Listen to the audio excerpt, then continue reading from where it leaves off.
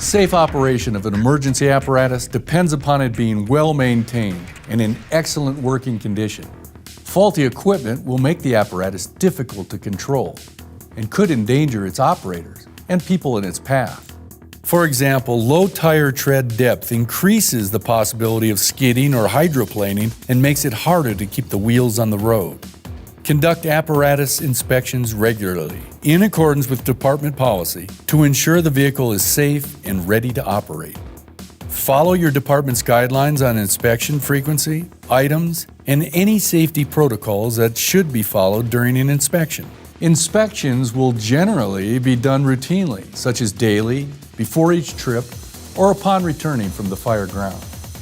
Let's discuss some of the items that will be inspected. Begin as you approach the vehicle. Check to make sure the vehicle is not leaning to one side and is free from damage. Look under the vehicle for fresh fluid leaks. Make sure there are no hazards to vehicle movement.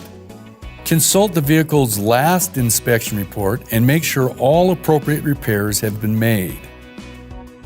Ensure the batteries have the correct fluid levels and are free of corrosion. If maintenance-free, check the indicators for the correct color. The engine compartment has several components that should be inspected. Make sure the electrical system is free of corrosion and has tight connections. This may include the siren, lights, and other warning device connections. Check all fluid levels, such as coolant, engine oil, and hydraulic fluid. They should all be at the appropriate level with no leaks.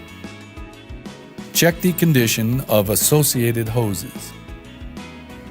Note that the engine may need to be running to check the automatic transmission fluid. However, coolant should only be checked if the engine is cool. Check the belts for tightness and excessive wear. Each belt should have the right amount of give. After starting the engine, check the gauges.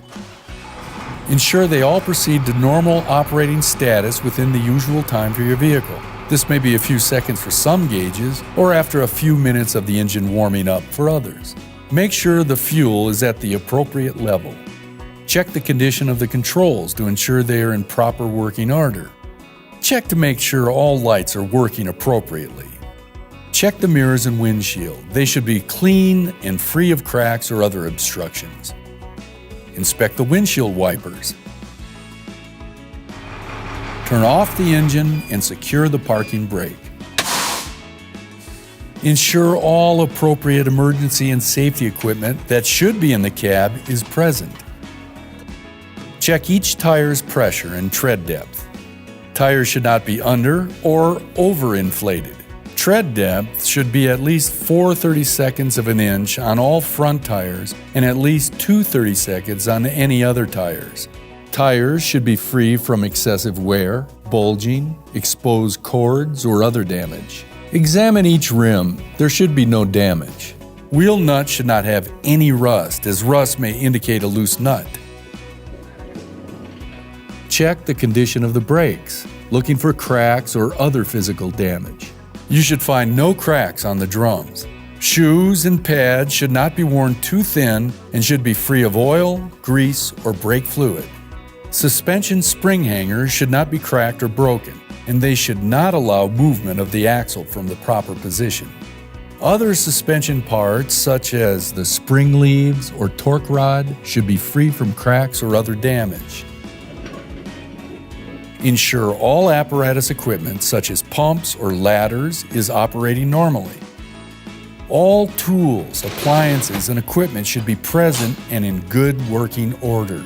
If you find any problems, document and report them according to your department's policies.